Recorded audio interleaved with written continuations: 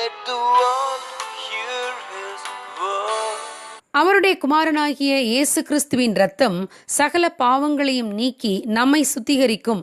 1 யோவான் 1:7.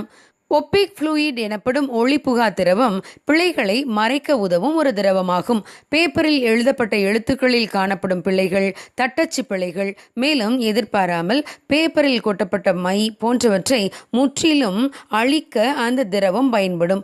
ஒரு பிரஷில் அந்த திரவத்தை தொட்டு பிழை ஏற்பட்ட இடத்தில் தடவினால் போதும் அவை முற்றிலும் மறைந்துவிடும். மீண்டும் நம்பிக்கையோடு எழுதலாம்.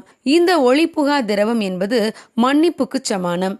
இங்கே ஒரு பிழை ஏற்பட்டிருந்தது என்றே சொல்ல முடியாதபடி இந்த திரவம் எப்படி அந்த தவறு ஏற்பட்ட இடத்தை முற்றிலும் மறைக்கிறதோ அதே போலத்தான் இயேசு கிறிஸ்துவின் இரத்தம் நம் பாவங்களை முற்றிலும் கழுவி மன்னிக்கும் தன்மையுடையது. நம்முடைய பழைய பாவ வாழ்க்கையை பார்த்த ஜனங்கள் இவன் ஒரு பாவி என்று சொல்லலாம்.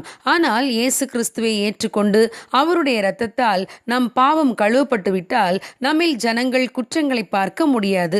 ஏனெனில் நம் பாவங்களை மன்னித்து அவர் நம்மை பரிசுத்த படைப்பாய் மாற்றுகிறார். உங்கள் பாவங்கள் சிவேரென்றிருந்தாலும் உறைந்த மழையைப் போல வெண்மையாகும். அவைகள் இரத்தாம்பர சிவப்பாய் இருந்தாலும் பஞ்சை போல ஆகும் என்று தேவன் கூறுகிறார். மார்ட்டின் லூதர் ஒருமுறை தரிசனம் கண்டார். அந்த தரிசனத்தில் பிசாசு ஒரு பேப்பர் சுருளை வைத்திருந்தான். அந்த பேப்பரை விரித்து காட்டிய போது அதில் மார்ட்டின் லூதரின் பாவங்கள் பட்டியலிடப்பட்டிருந்தது. அவ்வளவுதானா என்று கேட்டார் லூதர். உடனடியாக இன்னொரு சுருளை நீட்டினான் பிசாசு. அதை வாசித்து முடிக்கும் முன் கடைசி சுருளையும் நீட்டினான். மார்ட்டின் லூதர் மிகுந்த தைரியத்தோடு அவைகளை வாங்கி அந்த பட்டியலுக்கு குறுக்கே இயேசு கிறிஸ்துவின் இரத்தம் சகல பாவங்களையும் நீக்கி என்னை சுத்திகரித்தது என்று எழுதினார். சாத்தான் வெட்கப்பட்டு ஓடியே போனான். பிரியமானவர்களே, நம்முடைய பாவங்கள் எப்படிப்பட்டவைகளாய் இருந்தாலும் இயேசு கிறிஸ்துவின் இரத்தம் அவைகளை மன்னித்து நம்மை புது படைப்பாக்கும். மீண்டும் பரிசுத்த வாழ்க்கை வாழ நம்மை பலப்படுத்தும்.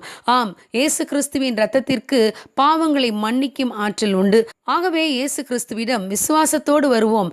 அவர் நம்முடைய பாவங்களை எல்லாம் மன்னித்து நம்மை பரிசுத்தமாக்குவார். நம்முடைய குற்ற மனசாட்சியிலிருந்தும் விடுதலையை தருவார். God bless you. Have a blessed week.